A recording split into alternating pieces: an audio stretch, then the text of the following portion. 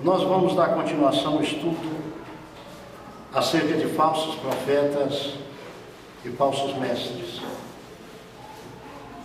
Capítulo 7 de Mateus, versículo 15, diz: acautelai-vos dos falsos profetas, que se vos apresentam disfarçados em ovelhas, mas por dentro são lobos devoradores. Versículo 16 diz: pelos seus frutos os conhecereis. Colhem-se, porventura, uvas dos espinheiros ou figos dos abrolhos? Assim toda árvore boa produz bons frutos, porém a árvore má produz frutos maus. Não pode a árvore boa produzir frutos maus, nem a árvore má produzir frutos bons. Toda árvore que não produz bom fruto é cortada e lançada ao fogo. Assim, pois, pelos seus frutos os conhecereis. Mateus, Capítulo 7, versículo 15 e 16 até o 20 nós lemos. Nós estamos tratando exatamente daquilo que não é a vontade de Deus.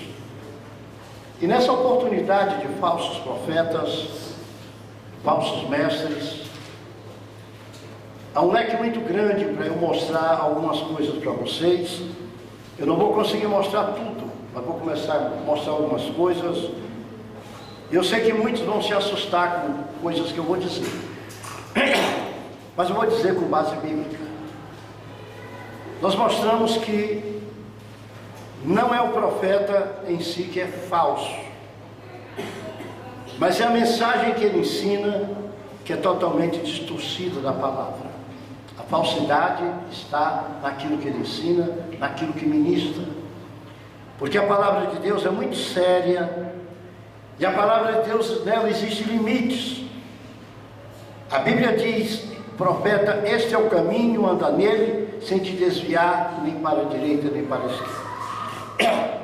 Eu estou trazendo aos irmãos algumas preocupações que eu tenho. Eu tenho uma preocupação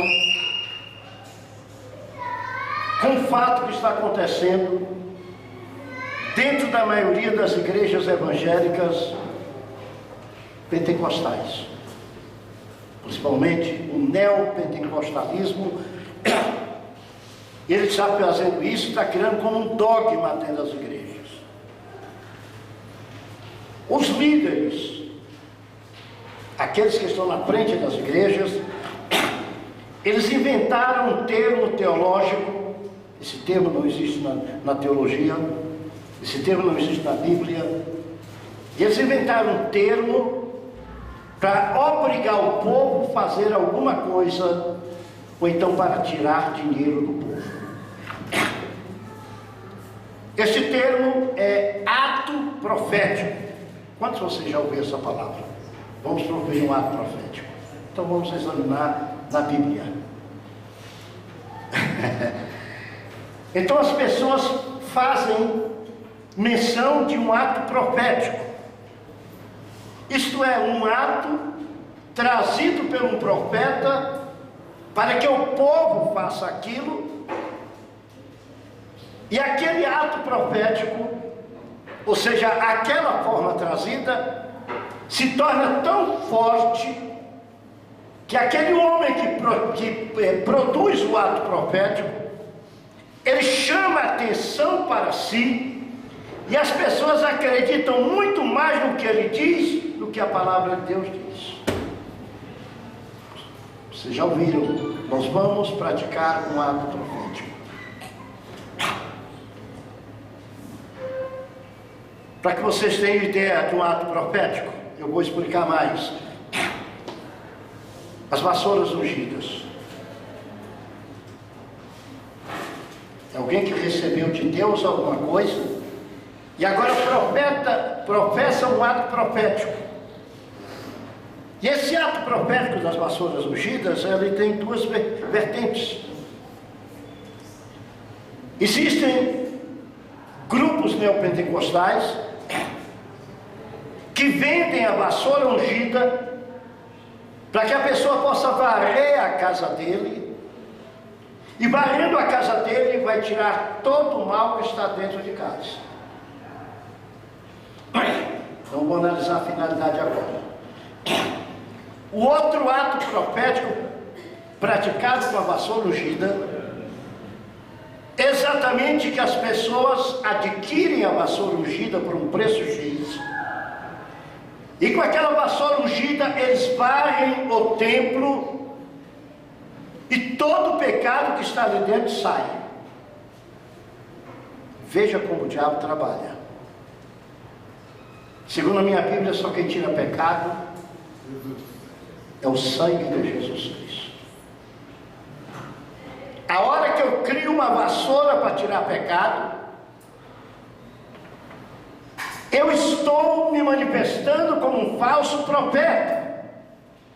Talvez eu não diga, isso aqui é na Universal, ou é igreja tal, mas vocês vão ver, ato profético que eu vou trazer para vocês hoje, de grandes igrejas tradicionais, de pastores super tradicionais, e vocês vão entender, porque eu digo que essas pessoas não podem pregar no púlpito do Brasil para Cristo, porque segundo a Bíblia são falsos profetas. Vou mostrar para vocês várias práticas, tá certo? Tem uma igreja neopentecostal que o pastor se ajoelha e sobre ele é derramado uma vasilha grande com 12 litros de óleo, e naquela hora ele recebe uma unção especial e poderosa para resolver problemas, para curar enfermidades, fazer tudo. Não é bíblico. Então a igreja que usa esta prática é uma prática de falso profeta e falso mestre. Tá certo? Teve pastores aqui no Brasil já que sobrevoaram cidades de helicóptero e fizeram oração e jogaram óleo ungido, segundo eles, nos pontos extremos da cidade, e depois declararam que aquela cidade era do Senhor Jesus. Parece bonito, não parece? Declarar, digamos, se eu digo para vocês, vamos declarar que o cama é do Senhor Jesus. Eu garanto que vocês vêm tudo junto comigo para declarar. Outro dia nós fizemos uma vigília, eu não sei se alguém está aqui no dia daquela vigília. Depois da vigília nós saímos ali para aquele pátio. E ali do pátio nós entregamos o Gama para Jesus Cristo, entregamos Brasília para Jesus Cristo. Quem estava naquela vigília comigo? A única coisa que nós fizemos foi estender as mãos para aquele local e clamar ao Senhor, dizendo: Senhor, toma conta desta cidade. Toma conta de quem está dormindo, de quem está acordado, de quem está em qualquer local, e começa a fazer uma obra maravilhosa, algo especial. Mas eu não estava praticando um ato profético. Nós estávamos fazendo uma intercessão pela nossa cidade. Uma intercessão pela nossa cidade. A nossa finalidade ao fazer aquilo não era uma finalidade financeira, não era uma finalidade de publicidade.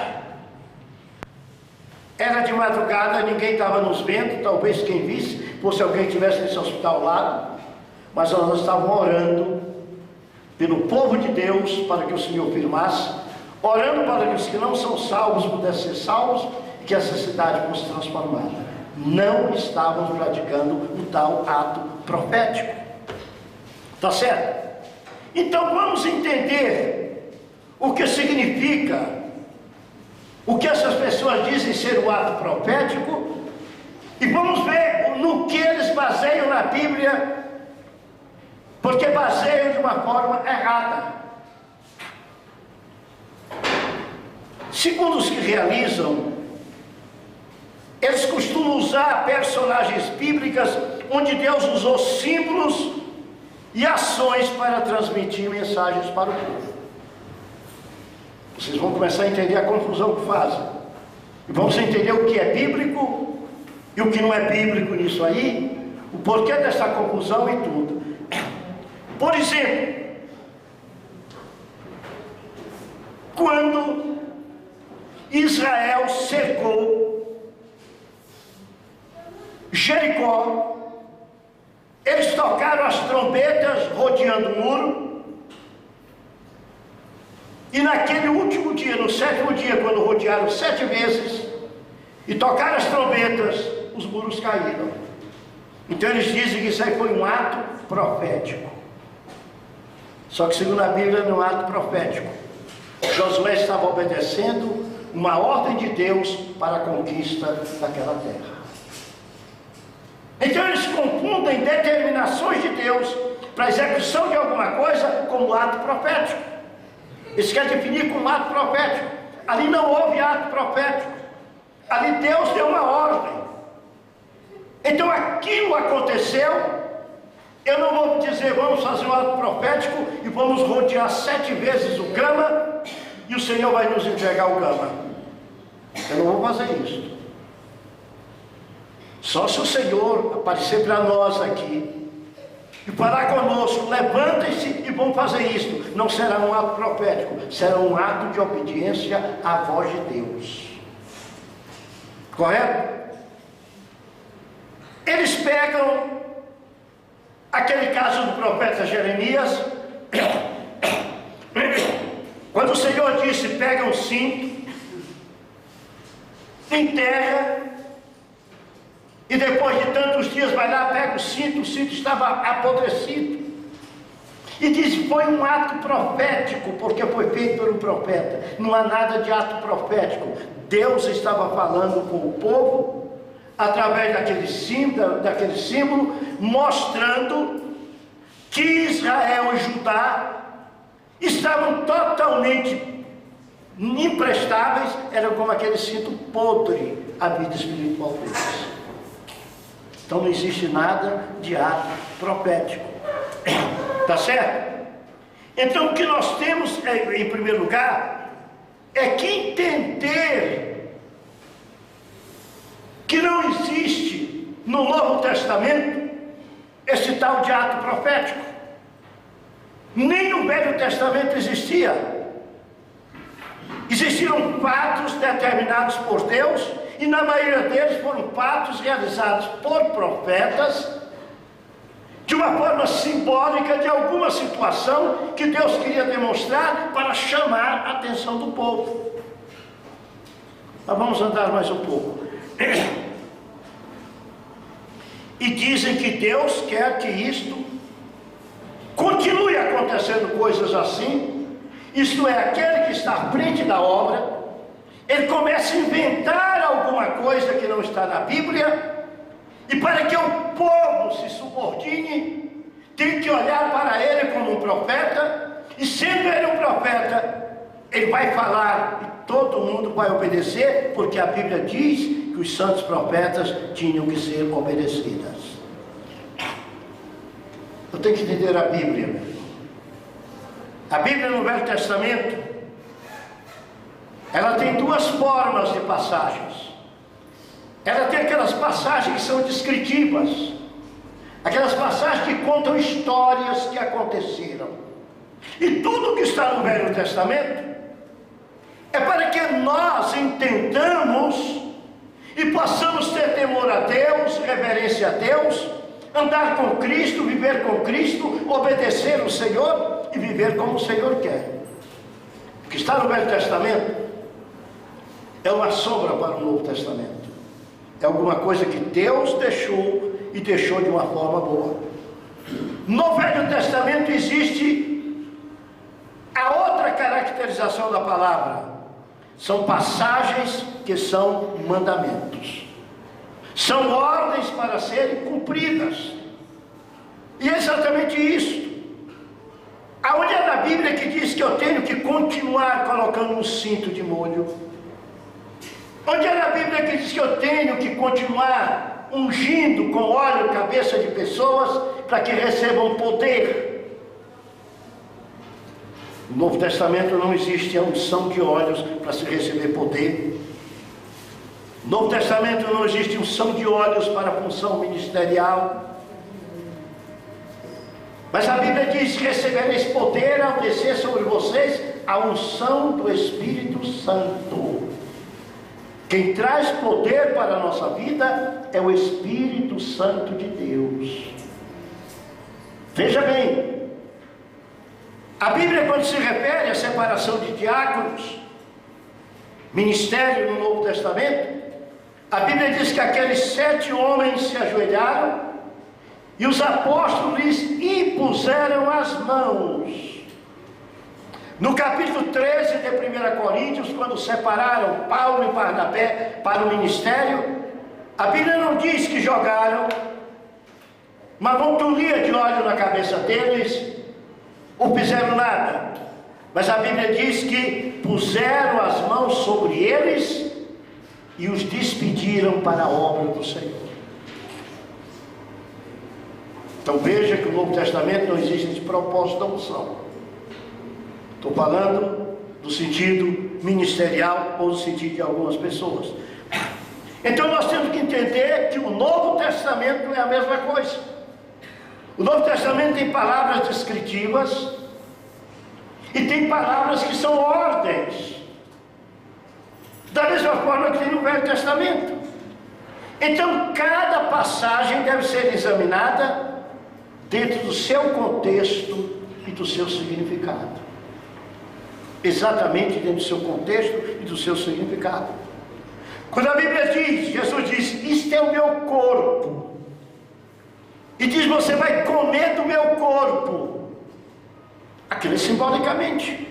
Eu não posso dizer, como a Igreja Católica, que a hóstia ela transformou-se no corpo de Cristo. Não.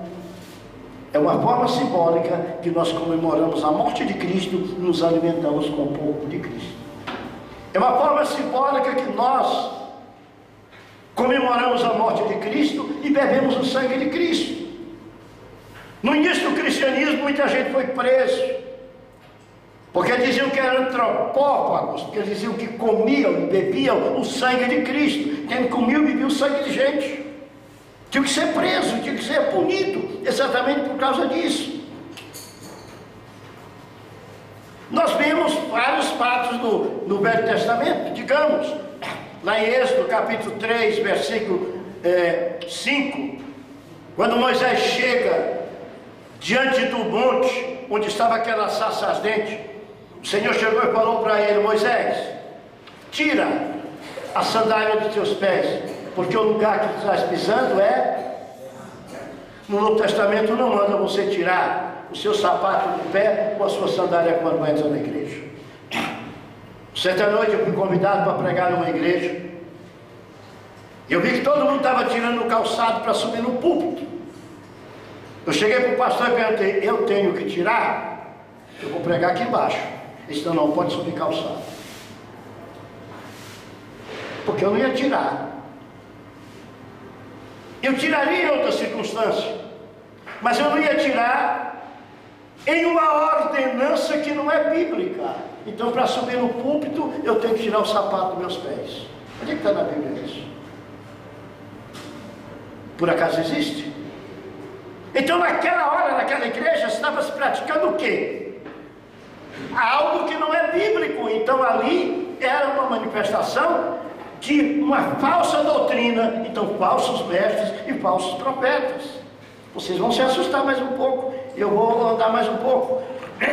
Tá certo? O que é o mandamento? O mandamento que Jesus diz lá em Mateus capítulo 22 e versículo 57: amarás, pois, o Senhor teu Deus de todo o teu coração, toda a tua alma. Amarás, é um mandamento. Tá certo?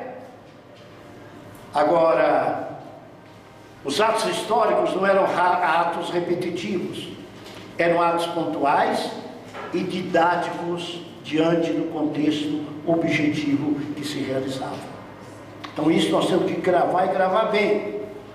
Então Jeremias enterrou o cinto para mostrar a soberba de Judá e de Jerusalém, tá certo? O das vassouras, eu garanto que ele não conseguiu varrer o pecado de dentro da igreja. E as pessoas que levaram também vassoura para casa, eles não conseguiram varrer o pecado dentro de casa. Porque a Bíblia diz que só o sangue de Jesus Cristo purifica de todo pecado. Tá certo, meus irmãos? Ainda, meus irmãos, usam passagens descritivas do Velho Testamento para embasar seus atos proféticos. E eu já disse para vocês que os pregadores da teologia da prosperidade e os falsos profetas, eles só pegam mais textos do Velho Testamento para pregar, dificilmente pegam um texto do Novo Testamento. O pastor, não deu pregar no Velho Testamento? Deve, mas prega o que é, prega a verdade. Quando alguém prega, onde pisar a planta do teu pé teu, o Senhor disse. Não é assim, o Senhor não falou isso para mim. Isso foi uma palavra para Caleb. Palavra para Caleb. Não é para mim. Porque assim eu ia me tornar o quê? Eu ia me tornar pior do que os sem terra. Olhava para a casa do vizinho e chegava lá, ó. O Senhor disse que é meu. O Senhor disse que é meu. O Senhor disse que é meu. O negócio é muito sério. Tá certo? Então essas pessoas trazem elementos estranhos para a igreja. E elementos estranhos para a igreja. Então nós vivemos um evangelho no Brasil, velho. Um evangelho estranho, um evangelho de coisas estranhas. Eu, como vosso pastor, tenho que deixar bem claro isso. Então eles trazem coisas estranhas à vontade de Deus. Mas então por quê? Porque aquelas coisas começam a substituir Deus. Começam a substituir a fé em Jesus Cristo. Então levam o povo ao erro da aplicação da palavra. Os irmãos me têm como pastor aqui há cerca de 50 anos. Tem muita gente que quando eu digo uma coisa, ele não quer nem olhar para a Bíblia. Não quer nem olhar para a Bíblia. Tem uma confiança muito grande no que eu falo, eu sei disso.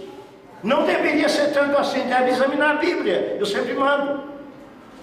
Mas se eu disser uma coisa do pastor Nascimento, ele é capaz de nem abrir a Bíblia. É verdade ou não é, Nascimento? Porque são cerca de 50 anos com isso. Então eu posso levar o Nascimento a um erro. Aí que nós temos que ter cuidado, nós que ministramos. Por isso que a Bíblia diz que a quem mais é dado, mais é requerido. Quanto mais conhecimento, Irene, eu tiver e você tiver da Bíblia, mais responsabilidade nós temos. Mais do que aquele que tem menos conhecimento. Então a minha responsabilidade é muito grande. Ele leva o povo, sabe o que, irmãos? Através do chamado ato profético, eu vou mostrar daqui para vocês, a viver de superstição. Lá fora o mundo da superstição, de quem passa debaixo de uma escada, se o gato preto passou correndo, por muitas igrejas estão levando os crentes daquela igreja a isso. É isso. Vocês podem rir, mas vocês vão ver muita coisa aqui. Tá certo?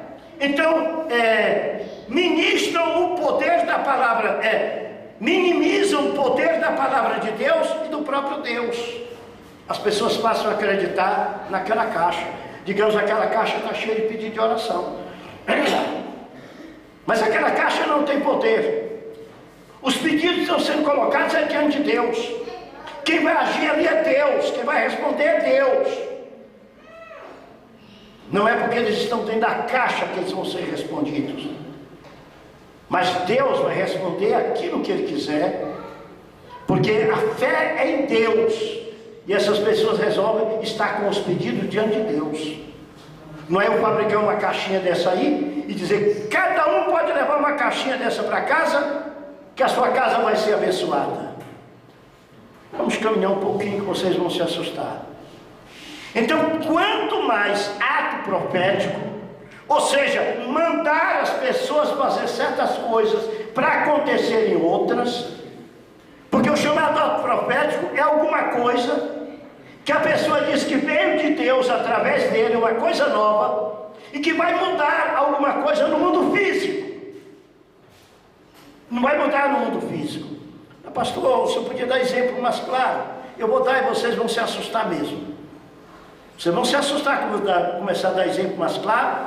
E muita gente que me critica quando eu digo que eu não chamo muitos preletores que são muito grandes em televisão, em rádio, com grandes concentrações, porque estão ensinando doutrina diabólica. E eu vou mostrar para vocês esta noite. Enquanto eles ampliam o poder do homem. Não, aqui está um grande homem de Deus. Eu não gosto que ninguém diga isso com ninguém. Ninguém que vier para o púlpito diga isso para outro. Aqui talvez sou convidada. Nunca diga que é um grande homem de Deus, que é uma grande mulher de Deus. Aqui está um servo de Deus. Aqui está uma serva de Deus. Porque a hora que eu disser assim, o seu João, vem para cá, coloca o pé em mim. Olha, gente, isso aqui é um grande homem de Deus. Joãozinho, vai aparecer um bocado de gente que vai passar a olhar para você diferente. Muita gente vai tirar os olhos de Deus, vai começar a olhar para você, como se você for a Deus. E vai acontecer coisa, sim, senhor. Entendeu como é a coisa? Nosso cuidado tem que ser muito grande. Então se tornam grandes homens de Deus. Fazem seus atos proféticos tão necessários na vida da pessoa, para que a pessoa alcance uma bênção. Você alcança uma bênção se praticar o ato profético que foi anunciado. Então eles vivem oprimindo através de superstições e faz os outros se escravizarem. São feiticeiros que escravizam as pessoas. Eles são supersticiosos. Feitiço é feito isso. São pessoas que criam coisas para escravizar os outros através de superstição. E é interessante, meus irmãos, eles fazem isso sempre dependendo de símbolos. Eles não trabalham com a fé, como o Senhor quer. Eles trabalham com objetos. Fabrica-se uma arca, uma réplica da arca do Velho Testamento, e se leva aquela réplica para casa, porque aquela réplica vai trazer bênção naquela casa. Porque a arca ficou na casa de Obed, é Obed mesmo, não? E porque ficou na casa de Obed, a casa de Obed foi abençoada. Então você agora vai dar uma oferta muito boa, vai levar uma arca para a sua casa, e a bênção vai estar na sua casa. Já ouviram isso ou não ouviram? Quem ouviu, levante a mão. Pois é, a pessoa que diz isso é um falso profeta, porque a Bíblia não diz isso. A palavra de Deus não manda eu nem levar a palavra para estar perto dentro da minha casa. Eu levo a palavra para eu ler, para eu buscar a presença de Deus, para eu estar diante do Senhor, para eu ter a palavra para ler. Mas eu não levo a Bíblia para minha casa, para a Bíblia espantar doença, para a Bíblia espantar demônio, para a Bíblia espantar nada. Eu levo a Bíblia para casa, para que eu tenha mais a oportunidade de estar diante do Senhor, lendo a sua palavra, buscando a sua palavra, buscando a sua verdade, vivendo a sua verdade. Está ficando duro, não está? Vai aumentar mais. Então veja, não é só uma denominação neopentecostal, são várias denominações neopentecostais que tem a réplica da arca sagrada na sua casa. A arca sagrada tem uma representação muito grande para o povo de Israel. O candelabro na minha casa, você tem que ter um candelabro na sua casa. Porque o candelabro não tem nada a ver conosco.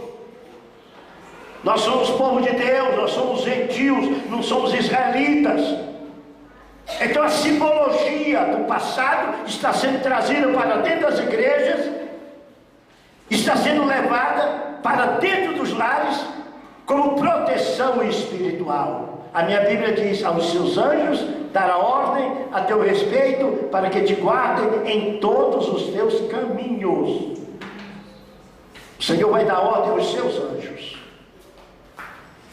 A Bíblia diz: o anjo do Senhor acampa-se ao redor dos que o temem e os guarda. É o anjo do Senhor. Não é uma réplica de uma arca, não é a réplica de um candelabro, não é a réplica de nada dentro da minha casa. Outros ainda dizem: nós temos que ter uma bandeira de Israel, porque a Bíblia diz: olhe pela paz de Jerusalém. A minha Bíblia também diz: ore pelos vossos inimigos. Por que nós não colocamos uma placa bem grande? Vamos orar pelos nossos inimigos.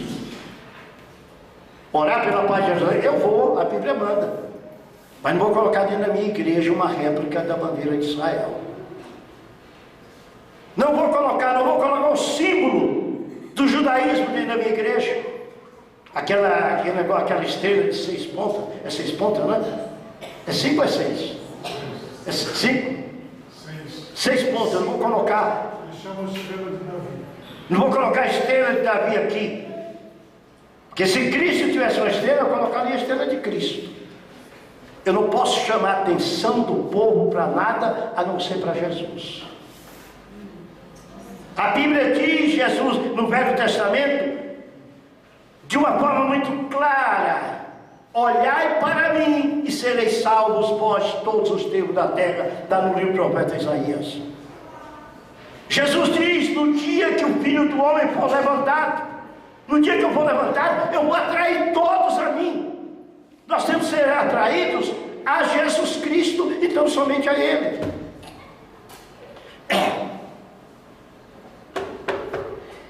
Então as pessoas ficam dependentes de símbolos e de homens, que se torna a chave para alcançar bênçãos.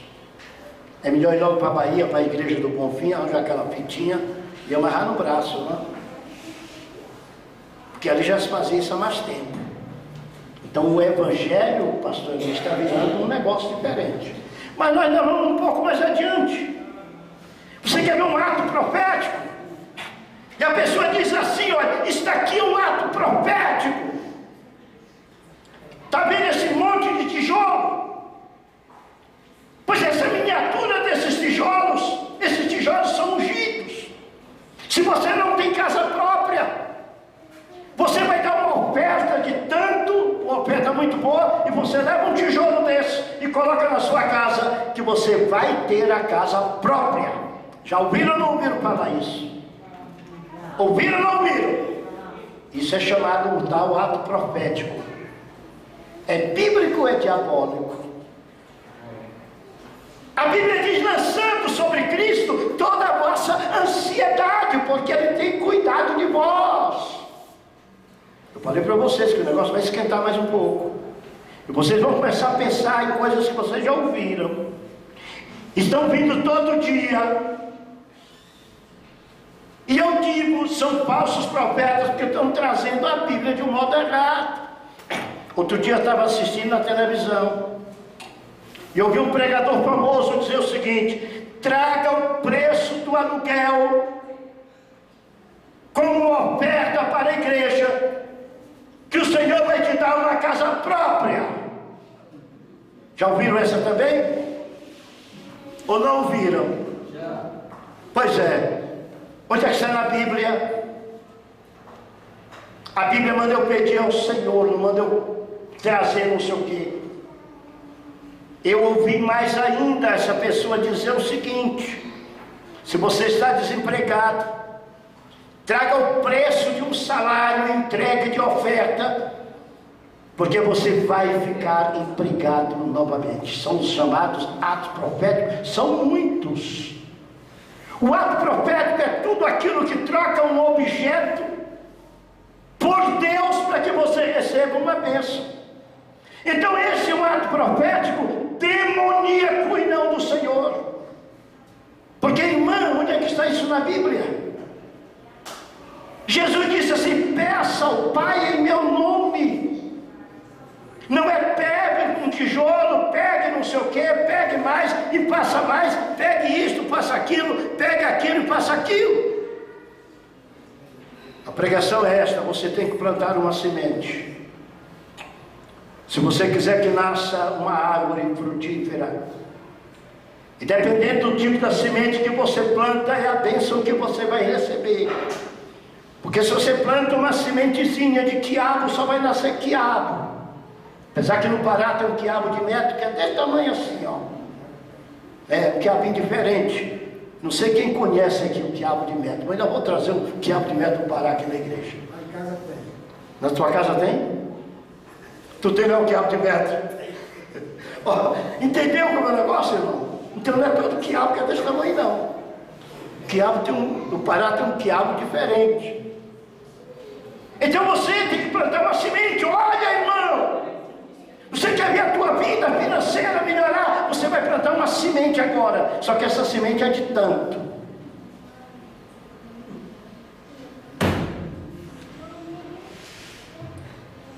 Onde é que está na Bíblia isso? Então quando você vê eu dizer, alguém me dá o nome de alguém para pregar, ou vim fazer uma conferência, mas ele é muito bom, eu falo assim, mas não serve para cá. Você já vai saber por quê. É porque eu biblicamente considero um falso profeta.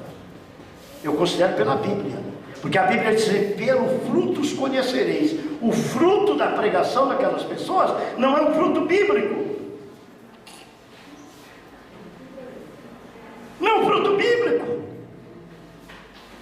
Uma oferta de um tijolo ungido, um valor de um aluguel, um valor de um salário, eles nunca trarão bênção para ninguém. A pastor, a igreja recebe a bênção. Aqui tem gente, e não foi uma pessoa só, que fez voto diante de Deus, é diferente. Eu não olhei do púlpito, falei para a pessoa, o Senhor vai fazer isso, tu tem que dar tanto. Aqui teve gente que fez voto diante de Deus, eu nem sabia que tinha feito. Quando recebeu o primeiro salário do emprego, chegou aqui, pastor, eu ainda olhei para a pessoa, não foi para um só não, olhei para vários, mas irmão, entrega o teu dízimo. Mas eu fiz um voto, isso aqui é de Deus. É diferente, gente. É diferente. É diferente. Eu não estou oferecendo bênção em troca de uma vantagem que aquela pessoa traga para a igreja. Mas aquela pessoa está fazendo do seu coração. E vários jovens aqui dessa igreja já fizeram isso. Às vezes eu tenho vontade de devolver, tenho vontade mesmo de não receber. Mas ele não está dando para mim, ele está entregando para a obra de Deus. É muito diferente. Agora eu dizer o seguinte, você tem que plantar uma semente esta noite aqui. Você já pensou na semente que você vai plantar?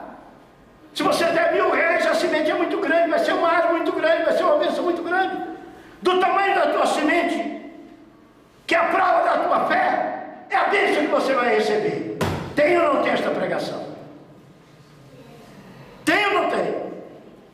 Onde é que está na Bíblia? Entrega o teu caminho ao Senhor, confia nele, o mais ele fará. Se o Senhor te quiser rico, tu vai ser rico mesmo. Mas se o Senhor achar que tu tem que viver pobre, tu vai viver pobre. Ele não vai deixar faltar o teu pão, não vai deixar faltar a tua água. Ele vai providenciar tudo, mas tu vai viver pobre assim mesmo. Tá certo? A bênção vem de Deus. Eu não preciso fazer troca, eu não preciso de amuleto, eu não preciso de forma alguma trocar alguma coisa para Deus me abençoar. Eu só preciso de uma coisa, Juraci, ser fiel ao Senhor. O Senhor diz para mim e para você, ser fiel até a morte. Os irmãos dizimam não é porque são obrigados. Aqui nunca subi no púlpito para dizer, você é obrigado a trazer o dízimo. Nunca subi. Eu ensino o dízimo. O dízimo é uma bênção de Deus. Você, João, reconhecendo que você está onde está porque Deus te abençoou. Entendeu, Juraci? Jussara. Entendeu, Jussara? Você dizima, né? Porque eu vou olhar para você e dizer assim, Jussara, você é obrigado a dizimar. Não. Você reconhece no seu coração que o que você tem foi Deus que te deu. Então você vai tirar os seus 10%, vai trazer, porque você diz assim, Senhor, muito obrigado. Entendeu como é o negócio? É uma gratidão. Você está na igreja agora à noite, não é por obrigação. Está ali a irmã Ana, sem poder andar direito, mas está aqui na igreja à noite, não é por uma obrigação, é porque ela ama o Senhor. Entendeu, irmã Francisca? A senhora vem à igreja, a senhora ama o Senhor. Então, como a senhora ama o Senhor, Existe um assunto que a pastorizinha quer que eu fale no congresso: comunhão e unção. Um assuntozinho difícil. Comunhão e unção. Então eu quero estar junto na comunhão e receber a unção do Senhor. É interessante. Nós vamos caminhar um pouquinho, já é 9 horas, mas 5 minutos que eu passo não quer dizer nada não. Então vamos plantar uma semente. A única semente que a Bíblia não manda plantar é a semente do Evangelho. É o pregar o Evangelho a toda criatura. É o semear na boa terra. Então pega aquele texto que semeou na boa terra, um deu 30, um deu 60, um deu por 30, por 60 e não sei o quê. Olha, você pode ter 30, você pode ter 60, você pode ter 100. Não, senhor. Semear a palavra. São pessoas que pegam a palavra e manipulam a palavra. Então as pessoas deveriam ser orientadas pela palavra de Deus a trabalhar. A Bíblia diz trabalhar noite e dia para não ser pesado a ninguém. E é no nosso trabalho que Deus nos abençoa. Eu lembro, aí o corredor do meu escritório vivia cheio. Eu não podia abrir a porta. E eu via muitas portas vazias e até colegas a gente ajudou, eles pagaram o aluguel da sala. O Senhor nunca me deixou faltar cliente. Ali estava a bênção do Senhor. Ali o Senhor estava trazendo. Era o Senhor que entregava. Eu sempre orei e continuo orando. Eu não digo de manhã cedo: Senhor, me dá o pão de cada dia. Eu digo: Senhor, eu te agradeço pelo pão de cada dia. Eu sempre disse isso. Às vezes eu tinha coisas grandes para pagar durante o dia, a noite, sábado. E olhava para ele e dizia assim: não tenho dinheiro ainda. Quando eu voltava no final da tarde, eu olhava para ele assim: está tudo pago. Ainda vinha troco para casa. Gente, nós temos um Deus que satisfaz. Ele nos dá como Ele quer, da forma que Ele quer, como Ele quer, Ele nos dá. Então este é o caminho do chamado atos proféticos. Dizer bem claro: nós, pastores, membros em geral da Igreja Evangélica Pentecostal do Brasil para Cristo, nós não temos atos proféticos, nós temos a palavra de Deus. Nós não pronunciamos atos proféticos, não criamos função nas coisas, mas nós estamos presos à palavra de Deus, então não adotamos tais atos proféticos. Não temos nenhuma menção na Bíblia mandando reproduzir atos proféticos. Paulo, quando escreve a Timóteo, capítulo 2, versículo 4 e 2, ele diz assim: olha, prega a palavra, exorta, insta, fala. É que ele manda fazer, tá certo? A base das nossas ações deve estar sempre baseada nas Escrituras Sagradas. Eu até trouxe a Bíblia aberta aqui para entrar em mais assunto. Eu queria encerrar hoje à noite, mas eu comecei a falar esse assunto. Eu acho que eu não preciso citar muita coisa, porque os irmãos vão começar a lembrar, vão chegar no local e tiver que fazer qualquer coisa, ou comprar qualquer objeto, ou dar qualquer oferta para poder receber qualquer bênção. Não é bíblico. É ato profético, é criação humana para escravizar as pessoas, principalmente no campo financeiro. É interessante, né? Então o povo deve ser ensinado a buscar a Deus, segundo a orientação das Escrituras. Quando Jesus falava com o diabo, ele dizia: diabo, está escrito. Aquilo que não estiver escrito, nós não temos que fazer. Aquilo que qualquer homem, ainda que ele aparente homem ou mulher, seja a pessoa mais espiritualizada. Quando eu digo espiritualizada, pode ser no sentido bom ou no sentido mau. Determinar que qualquer um de nós faça qualquer coisa que não está na Bíblia, não obedeça, porque você é filho de Deus. Você obedece à palavra de Deus, você anda nos caminhos do Senhor, Você vive na verdade de Deus e vive na comunhão do Senhor. Então o que é que eu deixei esclarecido? Para os irmãos e para quem ouvir, chamados atos proféticos são trazidos por falsos profetas. Tijolo ungido, aquela oferta que você dá, o valor do aluguel para ganhar a casa, todo esse tipo de ato profético, essa malandragem que existe, são falsos profetas e falsos ensinadores da Bíblia. E por favor, o dia que eu não estiver na igreja, não entregue o público para qualquer um. Chama os nossos irmãos que estão no banco, que estão instruídos na palavra de Deus. Se não tiver um pastor, um presbítero, qualquer irmão, qualquer irmã aqui da igreja sabe a palavra como ele é.